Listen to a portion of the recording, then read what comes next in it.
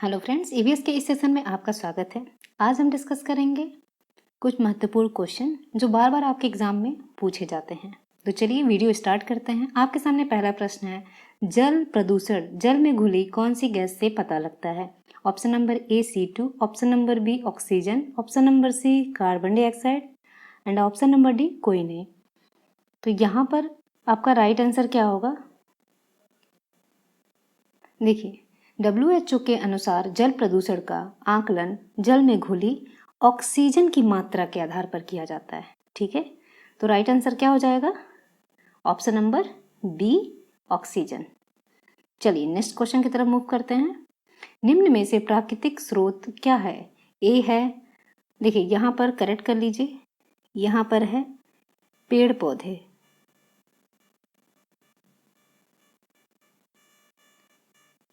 ठीक है, ए है पेड़ पौधे, सेकंड है मृदा अपरदन, सी है दोनों, डी है इनमें से कोई नहीं।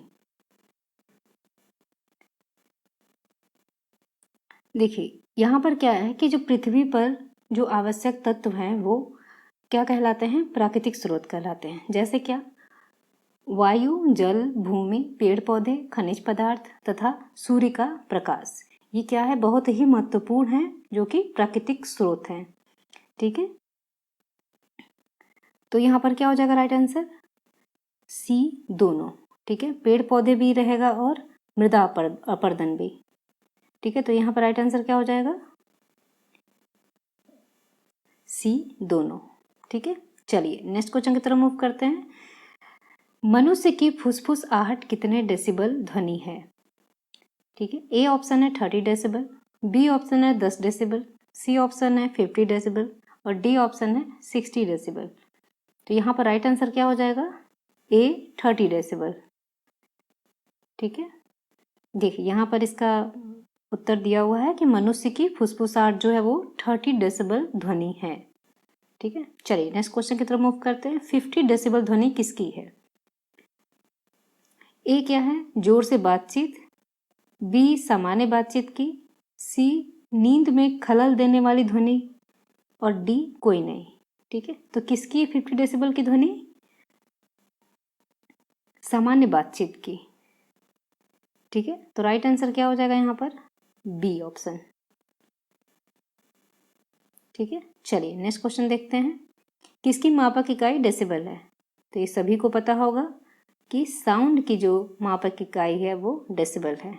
ठीक है, ऑप्शन नंबर ए, ध्वनि की मापक इकाई डेसिबल है। ठीक है, ध्वनि यानी साउंड। देखिए नेक्स्ट क्वेश्चन है, निम्न में से ध्वनि प्रदूषण यानी नॉइज पॉल्यूशन नियंत्रण के उपाय क्या हैं? ए है कारखानों की स्थापना शहर से दूर होने वाली स्थान पर हो, बी ऑप्शन है वाहन तेज ध्वनि हॉर्न पर रोक हो। ठीक है, सी ऑप्शन है उद्योगों में कम ध्वनि वाली नई मशीनों का उपयोग है, लास्ट ऑप्शन है सभी। तो देखिए यहाँ पर क्या हो जाएगा कि ध्वनि प्रदूषण के नियंत्रण के उपाय क्या क्या हैं? वाहन तेज ध्वनि हॉर्न पर रोक लगानी चाहिए। ठीक है, सबसे ज़्यादा जो है नॉइज पॉल्यूशन क्या होता है? इससे होता है। ठीक है, बी ऑप्शन। ठीक है, चलिए नेक्स्ट क्वेश्चन की तरफ मूव करते हैं। चमड़ा उद्योग जो है किस शहर में है? लेदर इंडस्ट्री, ए है जापान में, बी है गुजरात में, सी है उड़ीसा में और डी है कानपुर में। तो सभी लोग इसका आंसर बताइए। चमड़ा उद्योग यानी लेदर इंडस्ट्री कहाँ पे है, किस शहर में? कानपुर में है। ठीक है, चलिए सर्वाधिक जल प्रदूषण किससे होता है? ए ऑप्शन है कृषि जल प्रदूषण से, बी ऑप्शन है औद्योगिकरण जल प्रदूषण से, सी ऑप्शन है ध्वनि प्रदूषण से और डी ऑप्शन है सभी। तो सर्वाधिक जल प्रदूषण होता है किससे? देखिए यहाँ पर राइट आंसर क्या हो जाएगा? औद्योगिकरण जल प्रदूषण से। ठीक है, चलिए देखिए कुछ पॉइंट्स को देख लेते हैं। देखिए भारत में जल प्रदूषण के बढ़ते स्तर के प्रमुख कारण जो हैं वो निम्न अनुसार हैं। पहला दिया है कि औद्योगिक कूड़ा से। ठीक, सेकेंड है कृषि क्षेत्र में अनुचित गतिविधियों से। ठीक है, इन सब चीज़ों से जल प्रदूषण का स्तर बढ़ता है। ठीक है, देखिए नेक्स्ट पॉइंट है कि मैदानी इलाकों में बहने वाली नदियों के पानी की गुणवत्ता में कमी से, ठीक है। नेक्स्ट है सामाजिक और धार्मिक रीति रिवाज जैसे पानी में शव को बहाने, नहाने, कचरा फेंकने, इन सबों से क्या है, जल प्रदूषण का स्तर बढ़ता है, ठीक है। देखिए नेक्स्ट पॉइंट क्या है, जहाजों से होने वाला तेल का रिसाव। देखिए इन सब पॉइंट से जो आपका जल प्रदूषण है वो उसका स्तर बढ़ता है, ठीक है। चलिए नेक्स्ट क्वेश्चन करते हैं, जल प्रदूषण नियंत्रण के उपाय निम्न में से क्या हैं। तो यहाँ क्या हो जाएगा, ए है गंदे जल व जलाशय में मिलने नहीं दिया जाना चाहिए, बी है जल स्रोत में छोड़ा जाना चाहिए, सी है कृषि कार्यों में रासायनिक उर्वरक व कीटनाशक अतिशय प्रयोग नहीं करना चाहिए, डी ऑप्शन है सभी।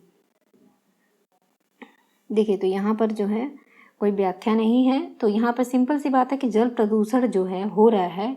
अभी इससे पहले आप जाने हैं कि किससे किससे जल प्रदूषण का स्तर बढ़ता है, तो ऑब्वियस उन सब चीज़ों को ही रोकना होगा, ठीक है। तो क्या है नियंत्रण के उपाय, गंदे जल नालियों व जलाशयों में जो मिलने नहीं देना चाहिए, ठीक है। जो गंदा जल है उसको नदियों और जलाशय में नहीं मिलने देना चाहिए, क्योंकि उससे हम पानी पीते हैं जलाशय से, ठीक है।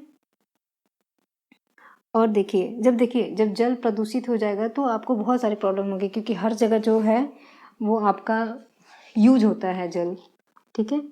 देखिए बी देखिए कि जल स्रोत में छोड़ा जाना चाहिए, ठीक है।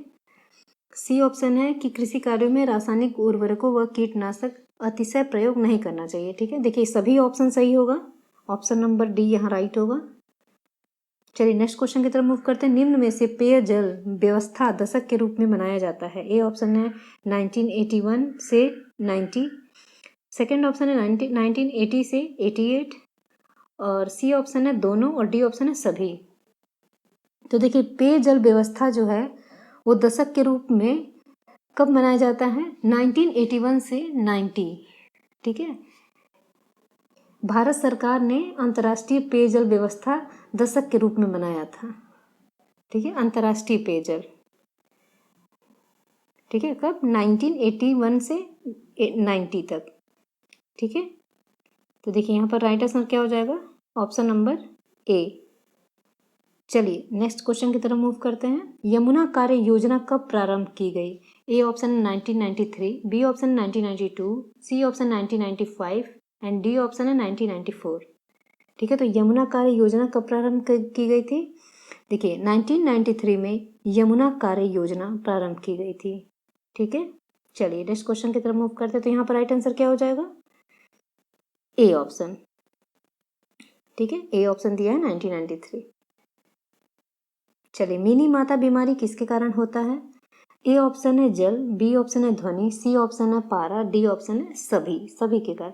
तो क्या है यहाँ पर क्या होगा राइट आंसर, मिनी माता बीमारी जो है वो पारा मिनी माता बीमारी मानव शरीर में पारे की ज़्यादा सांद्रण के कारण होती है, ठीक है। तो यहाँ पर राइट आंसर क्या हो जाएगा, पारा, ठीक है। पारा जो है वो मिनी माता रोग का कारण होता है। चलिए नेक्स्ट क्वेश्चन देखिए, निम्न में से समुद्र जलीय प्रदूषण कौन सा है। ए ऑप्शन है कच्चे तेल के स्रोत के कारण, बी ऑप्शन है विश्व भर में परमाणु कचरा, सी ऑप्शन है छोटे जीव उत्पन्न हो जाते हैं जो समुद्री जैविकता के लिए हानिकारक होते हैं, और डी ऑप्शन है सभी। तो यहाँ पर राइट आंसर क्या हो जाएगा इसका, ये तीनों कारण जो है वो समुद्री जलीय प्रदूषण के हैं, ठीक है, ये सभी हैं। तो यहाँ पर डी ऑप्शन राइट होगा, ठीक है। चलिए नेक्स्ट क्वेश्चन है, मृदा प्रदूषण कौन सा है। ए ऑप्शन है मृदा की गुणवत्ता में गिरावट, बी ऑप्शन है प्राकृतिक कारकों में वर्षा हुआ तापमान, सी है खनन कार्यों में, और डी है सभी। तो यहाँ पर राइट आंसर क्या हो जाएगा, सभी, यानी ये चारों जो हैं वो मृदा प्रदूषण के कारण है, ठीक है। चलिए, निम्न में से मृदा प्रदूषण नियंत्रण के उपाय कौन से हैं? ए है अवशिष्ट, उनके निस्तारण को प्राथमिकता दी जानी चाहिए। सेकेंड है कृषि कार्यों में डीडीटी, रासायनिक उर्वरक व कीटनाशकों के अनुचित प्रयोग पर प्रतिबंध लगा देना चाहिए। सी ऑप्शन है व्यर्थ पदार्थ अपशिष्ट का समुचित निस्तारण किया जाना चाहिए। और डी है सभी।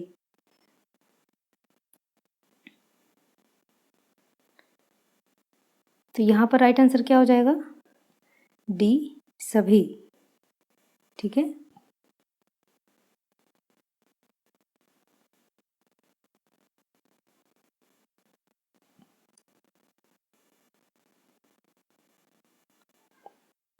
चलिए नेक्स्ट क्वेश्चन देखते हैं। परमाणु रिएक्टर यानी न्यूक्लियर रिएक्टर के समीपवर्ती क्षेत्रों में रेडियो विकिरण का प्रदूषण हो क्या कहते हैं? ए है मृदा प्रदूषण, बी है वायु प्रदूषण, सी है दोनों और डी है रेडियोधर्मी प्रदूषण। तो क्या कहते हैं? परमाणु रिएक्टर जो है वो किशनगढ़ क्षेत्र में रेडियो विकिरण का प्रदूषण होता है, उसे रेडियोधर्मी प्रदूषण कहते हैं। ठीक है, तो यहाँ पर राइट आंसर क्या हो जाएगा? डी ऑप्शन, रेडियोधर्मी प्रदूषण। चलिए नेक्स्ट क्वेश्चन देखते हैं। रेडियोधर्मी प्रदूषण से कौन कौन से रोग होते हैं? तो रेडियोधर्मी से कौन कौन से रोग होते हैं? टीबी, कैंसर, दोनों, कोई नहीं। तो यहाँ पर राइट आंसर क्या हो जाएगा? देखिए कुछ पॉइंट्स हैं कि रेडियोधर्मी प्रदूषण जो है वो जीन्स तथा गुणसूत्रों को प्रभावित करते हैं। ठीक है, गुणसूत्र की संरचना तथा जीन्स की स्थिति में परिवर्तन आ जाने से आनुवांशिक रोग हो जाते हैं, जैसे रक्त कैंसर, कैंसर अस्थि कैंसर, तंत्रिका विकार आदि। ठीक है, और एक और पॉइंट है कि जो रेडियोधर्मी प्रदूषण होता है उससे बच्चों की गर्भावस्था में ही मृत्यु हो जाती है। ठीक है, अगर किसी को प्रॉब्लम है रेडियोधर्मी प्रदूषण से, तो उन बच्चों को क्या है, वो बच्चे गर्भावस्था में ही मर जाते हैं। ठीक है, तो देखिए बहुत ही खतरनाक है ये। तो यहाँ पर आंसर क्या हो जाएगा? सी दोनों। ठीक है, चलिए ये पॉइंट्स आप ये याद कर लीजिएगा। रक्त कैंसर यानी ल्यूकेमिया, और कैंसर अस्थि कैंसर, तंत्रिका विकार आदि। ठीक है, चलिए जैव प्रदूषण में कौन से परजीवी निवास करते हैं? ए है जीवाणु, बी है कूड़ा करकट, सी है दोनों और डी है सभी। तो क्या हो जाएगा यहाँ पर? देखिए जैव प्रदूषण जो है वो माता के बड़ी संख्या में जीवाणु, विषाणु, कवक के साथ अन्य हानिकारक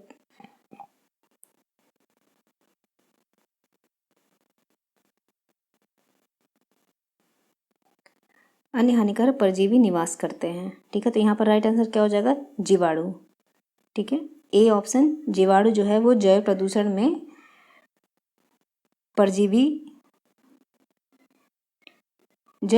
में जीवाणु से परजीवी निवास करते हैं। ठीक है, नेक्स्ट क्वेश्चन है वर्तमान में सर्वाधिक कार्बन उत्सर्जन करने वाला देश कौन सा है? ए जापान, बी गुजरात, सी चीन और डी सभी। तो यहाँ पर क्या हो जाएगा? जो वर्तमान में सर्वाधिक कार्बन उत्सर्जन करने वाला देश है वो कौन है? वो चाइना है, यानी सी ऑप्शन।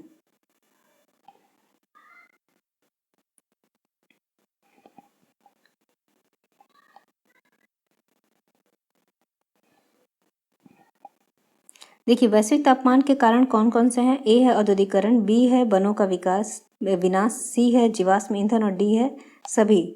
तो वैश्विक तापमान के कारण औद्योगिकरण, वनों का विनाश और जीवाश्म ईंधन ये सभी हैं। ठीक है, तो यहाँ पर क्या हो जाएगा? डी ऑप्शन यहाँ पर राइट हो जाएगा। पृथ्वी की छतरी किसे कहते हैं? किसे कहा जाता है? ए है ओजोन परत, बी है आयत, सी है दोनों और डी है कोई नहीं। पृथ्वी की छतरी, ठीक है, ओजोन जो है वो सूर्य से आने वाली पराबैंगनी किरणों का अवशोषण करके पृथ्वी की रक्षा करता है। ठीक है, इसी कारण पृथ्वी की रक्षा कवच या पृथ्वी की छतरी कहा जाता है।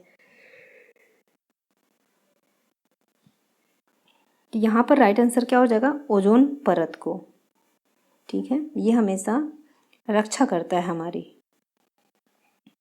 ठीक है, पराबैंगनी किरणों से। नेक्स्ट क्वेश्चन है कैंसर, मोतियाबिंद, चर्म रोग जैसी बीमारी किसके कारण होता है? ए है जल प्रदूषण के कारण, बी है पराबैंगनी किरणों के कारण, सी है ध्वनि प्रदूषण के कारण और डी है सभी। तो कैंसर, मोतियाबिंद, चर्म रोग किससे होता है? पराबैंगनी विकिरण से कैंसर, मोतियाबिंद, चर्म रोग जैसी बीमारी में भी वृद्धि होती है। तो यहाँ पर राइट आंसर क्या हो जाएगा? पराबैंगनी किरणों के कारण।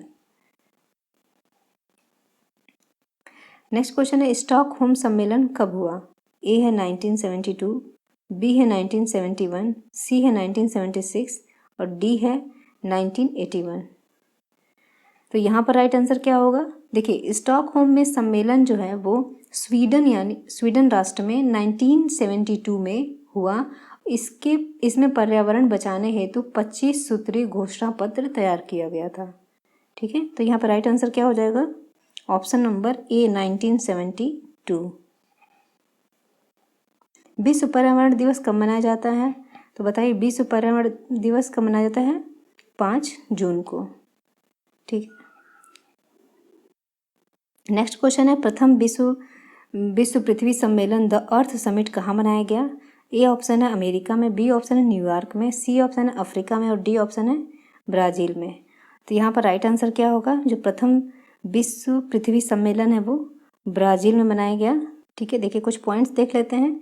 विश्व में पहला अंतर्राष्ट्रीय पृथ्वी सम्मेलन रियो डी जेनेरो यानी ब्राज़ील में 3 से 14 जून के बीच 1992 में आयोजित किया गया था। इस सम्मेलन में करीब 100 से अधिक देशों के प्रतिनिधियों ने भाग लिया था। इस विश्वव्यापी सम्मेलन को पर्यावरण और विकास पर संयुक्त राष्ट्र सम्मेलन या रियो सम्मेलन के नाम से भी जाना जाता है। तो यहाँ पर राइट आंसर क्या हो जाएगा? D Brazil. ठीक है, तो चलिए सेशन को समाप्त करते हैं। मिलते हैं नेक्स्ट सेशन में, तब तक के लिए धन्यवाद।